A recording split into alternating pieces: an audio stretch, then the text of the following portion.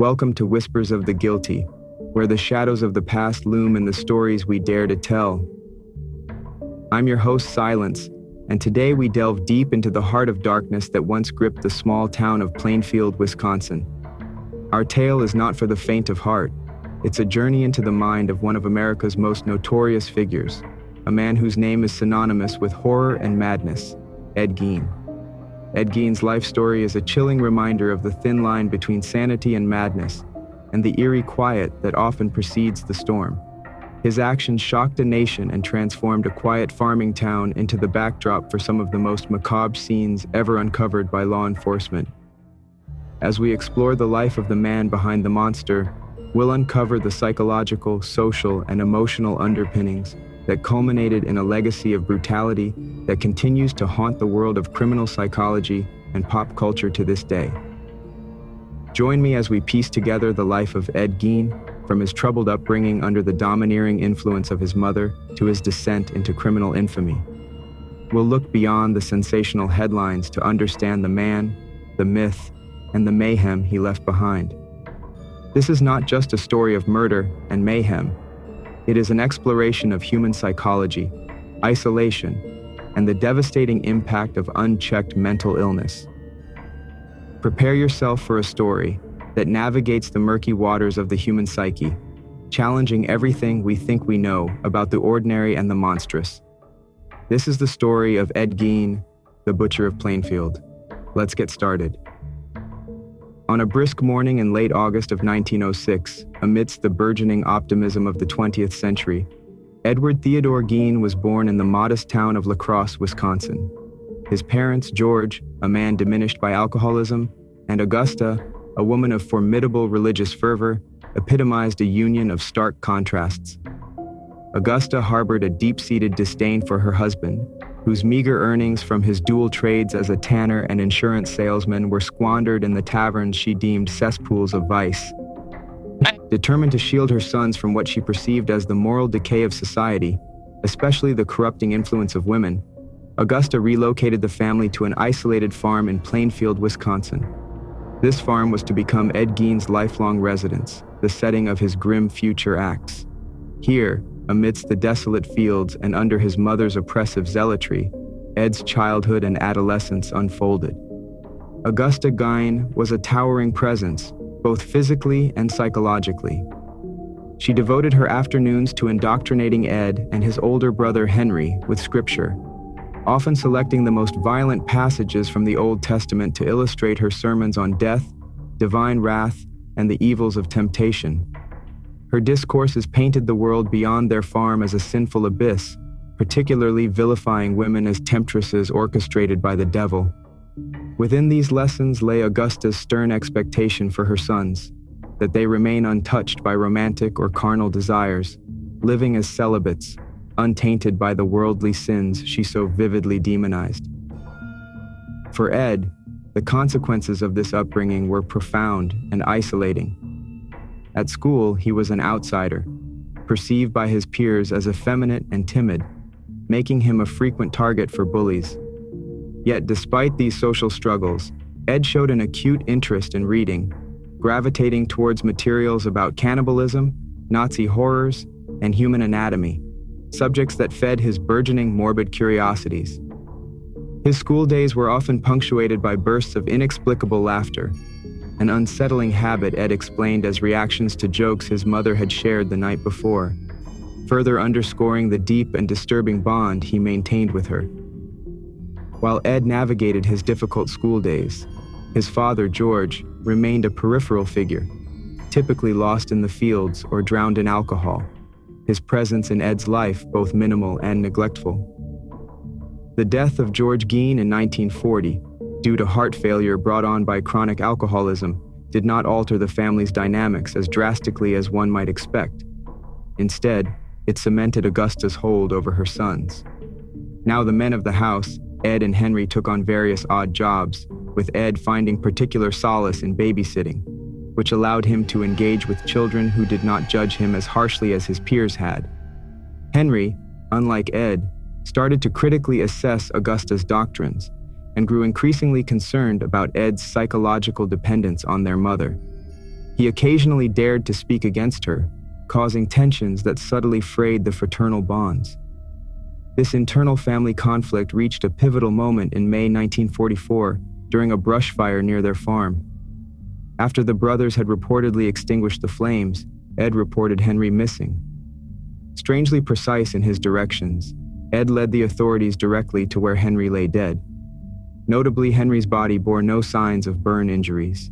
He had died from asphyxiation. This incident aroused suspicions that perhaps Ed had eliminated his brother to remove any threat to his unyielding attachment to Augusta, or to prevent Henry from severing the twisted familial ties that bound him to their mother's destructive ideologies. With Henry's mysterious death, Ed Gein and his mother, Augusta, were left to tread the grim path of their lives in isolation. This arrangement appeared to fulfill both Ed's need for his mother's uncompromising guidance and Augusta's desire to dominate her more submissive son.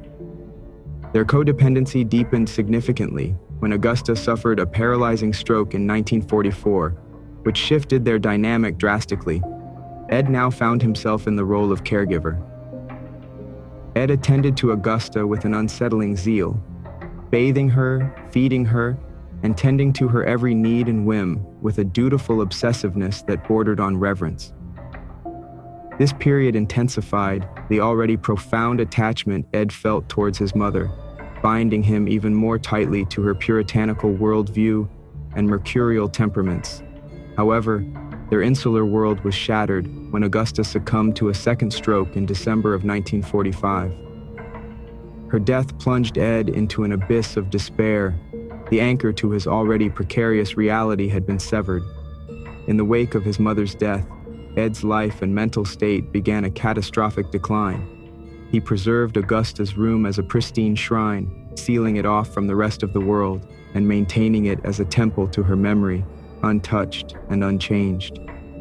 Meanwhile, the rest of the farmhouse fell into ruin, a stark reflection of Ed's own deteriorating psyche.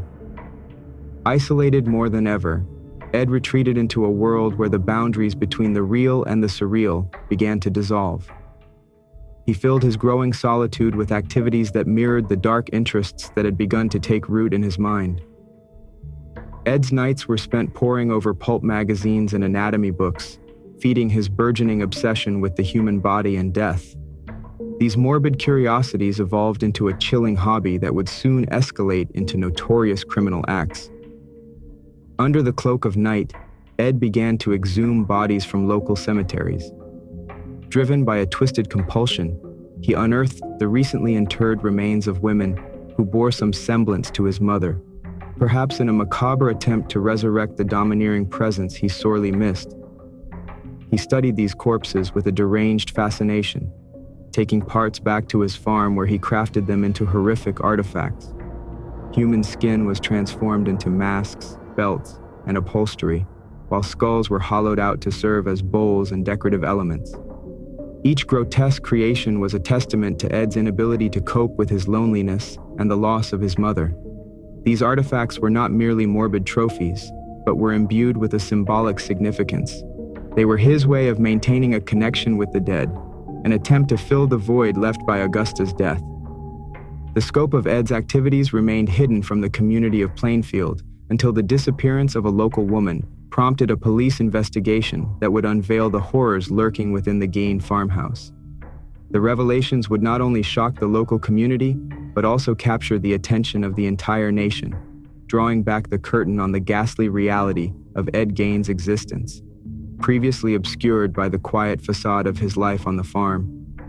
As investigators uncovered the chilling evidence of his crimes, the image of Ed as a simple, albeit eccentric loner was irrevocably altered. The depths of his depravity exposed a tale of psychological unraveling, morbid obsession, and a life irrevocably marred by a perverse relationship with his past and his mother. As investigators sifted through the grim collection within Ed Gein's dilapidated farmhouse, they were tasked with the chilling endeavor of cataloging items created from human remains. The goal was to identify which of the macabre artifacts were crafted from Bernice Warden, and which from the corpses Ed had unearthed from their graves. The array of horrors included everything from lampshades made of human skin to chairs upholstered with the same grotesque material. As the inventory expanded, so too did the media frenzy surrounding the case, with newspapers nationwide voraciously reporting the lurid details of the butcher of Plainfield. Ed Gein was thrust into a macabre limelight, becoming one of America's most infamous criminals almost overnight. The community of Plainfield reeled from the shock. Neighbors who had once seen Ed as an eccentric recluse were forced to reassess every casual conversation, every brief encounter they had ever had with him. A palpable tension gripped the town. Parents enforced stricter curfews, wary eyes followed strangers, and the town's name became indelibly associated with these heinous acts. Plainfield was forever altered, its identity intertwined with the dark legacy of its most notorious resident. The ensuing trial of Ed Gein was nothing short of a spectacle, attracting hordes of reporters and curious spectators to the small Wisconsin town. They came in droves, eager to glimpse the man whose ghastly activities had shocked the nation. Inside the courtroom, the atmosphere was charged with a mixture of anticipation and horror as the prosecution presented its case. The evidence displayed was profoundly disturbing, featuring the various objects Gein had fashioned from human body parts, each artifact more horrifying than the last. Psychiatric experts provided testimony, painting a portrait of Gein as a deeply troubled individual shaped by an oppressive upbringing and an unnaturally close attachment to his deceased mother.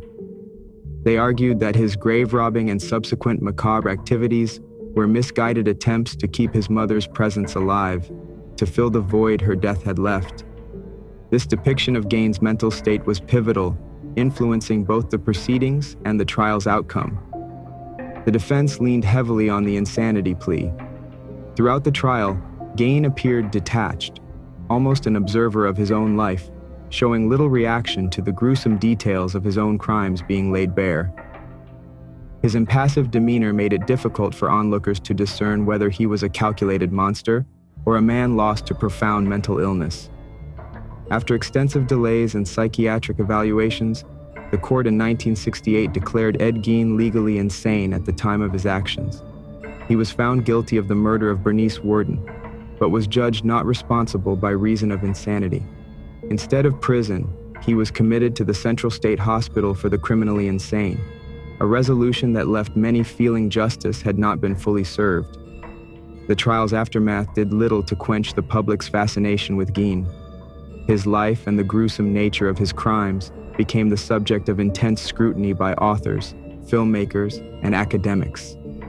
His farm, meanwhile, turned into a grotesque point of interest until it was destroyed in a suspicious fire, erasing the physical remnants of his acts, but not the psychological scars they had caused. As Plainfield struggled to move beyond the shadows cast by Gein's deeds, it found itself grappling with the dual burden of its darkened reputation and the intrusive curiosity of the outside world. For those who had known Gein, the revelations necessitated a painful reevaluation of their memories and interactions with him. The community was left to ponder how such profound evil could have masqueraded as harmless eccentricity. Over time, Ed Gein's story has continued to resonate widely, serving as a grim reminder of how isolation and untreated mental illness can culminate in horrific violence. His life has been dissected in psychological studies, documentaries, and horror films, each exploring the depths of his disturbed psyche and the environmental factors that may have fostered his descent into madness. Through these continuous reinterpretations, Ed Gein has become more than a man. He has morphed into a symbol of the darkest potentials of the human spirit, a stark emblem of the depths of depravity that can lurk beneath a veneer of normalcy. Thank you for joining us on this dark journey through the life and crimes of Ed Gein. This story serves as a stark reminder of the complexities of human psychology and the deep scars that isolation and mental illness can inflict on individuals and communities. As we close this chapter, let's reflect on the importance of compassion and understanding in addressing mental health and supporting those who are struggling in silence. If you found this exploration into the depths of true crime enlightening or thought-provoking, please consider subscribing to Whispers of the Guilty for more detailed investigations into some of the most chilling cases in criminal history.